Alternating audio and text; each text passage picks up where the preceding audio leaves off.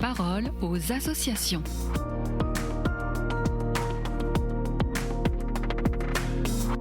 Bienvenue dans la parole aux associations. Je reçois aujourd'hui Amélie Berthelin, responsable de l'information à l'aide à l'Église en détresse.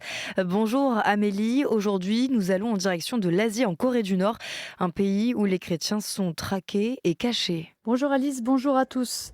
Oui, en effet, je voudrais vous parler de la Corée du Nord puisque Kim Jong-un vient d'être réélu à la tête du pays en mars dernier à 42 ans. Dans ce pays qui, vous le savez, est l'un des plus fermés au monde, le seul culte toléré est celui du président éternel, Kim Il-sung.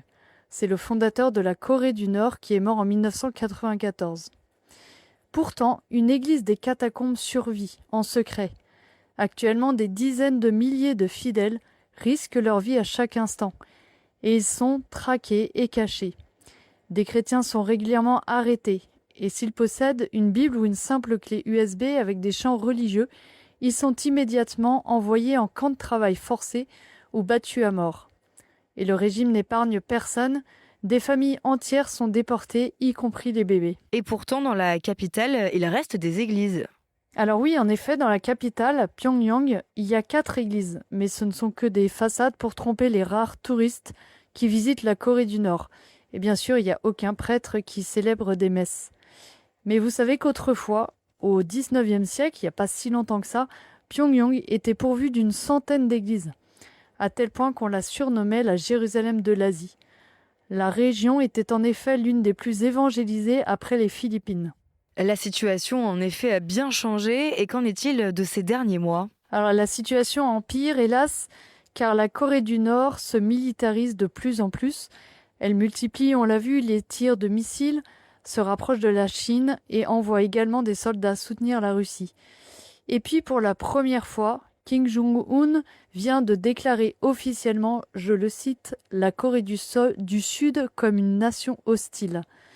Alors pour les chrétiens du Nord, ce durcissement géopolitique signifie encore plus de surveillance et donc de persécution au quotidien. Donc sauf miracle, il n'y a hélas aucune ouverture à attendre du régime dans l'immédiat. Face à cette situation, comment peut-on agir ? Alors en Corée du Nord, c'est difficile et officiellement l'Église ne peut rien faire. Mais en Corée du Sud, l'Église agit comme elle le peut. Elle fait déjà tout pour garder le lien avec le Nord. L'évêque de Séoul, par exemple, garde symboliquement la charge du diocèse du Nord. Et dans le diocèse frontalier avec la Corée du Nord, des prêtres se forment actuellement régulièrement et se tiennent prêts à franchir la frontière pour évangéliser dès que le régime tombera.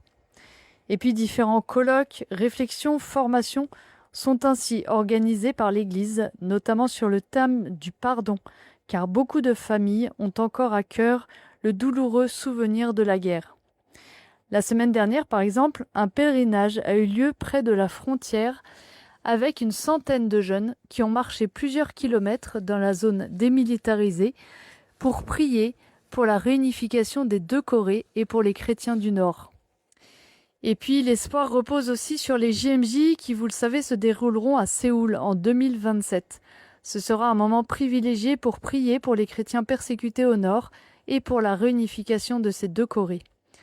Alors gardons donc dans nos prières ces chrétiens qui maintiennent leur foi malgré le risque absolu en attendant leur délivrance. Plus d'informations à retrouver sur aed-france.org. Merci Amélie pour ce partage sur KTO Radio. À bientôt. La parole aux associations.